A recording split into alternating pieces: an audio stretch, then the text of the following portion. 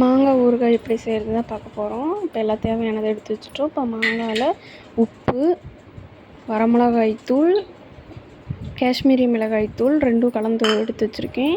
அப்புறம் கடுகு வறுத்து அரைச்சி வச்சுருக்கேன்.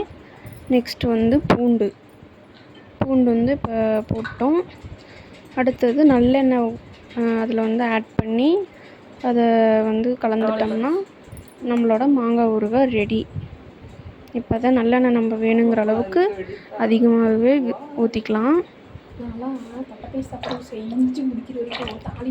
ஊற்றிட்டு நல்லா கரண்டிலேயே நம்ம கலந்து விட்டுக்கலாம். என்னால் அந்த சின்ன பவுலில் கரண்டிலேயே கலந்து விட முடியல அப்படிங்கிறனால அது கொஞ்சம் நேரத்துக்கு அப்புறம் நான் கையிலேயே கலந்துக்கிட்டேன்.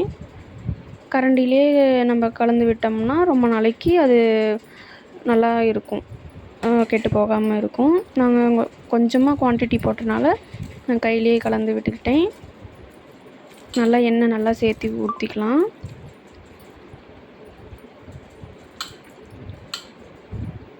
இன்னும் கொஞ்சம் எண்ணெய் ஊற்றுறேன், பத்தல.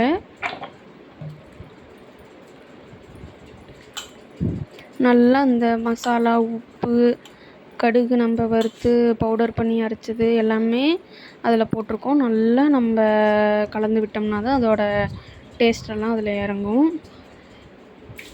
இதை 3 நாள் ஸ்டோர் பண்ணி அதுக்கப்புறம் நம்ம சாப்பிட்டோம்னா நம்மளோட மாங்காய் ஊறுகாய் ரெடி.